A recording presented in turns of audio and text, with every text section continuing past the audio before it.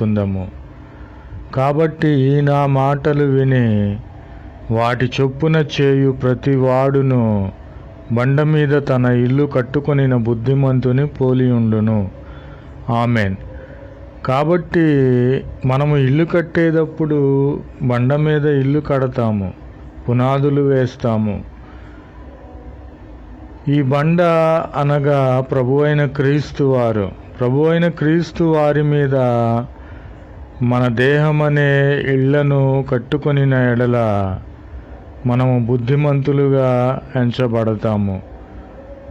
వాన కురిసెను, వరదలు వచ్చెను కనుక గాలి విసిరి ఆ ఇంటి మీద కొట్టెను గాని దాని పునాది బండ మీద వేయబడెను కనుక అది పడలేదు.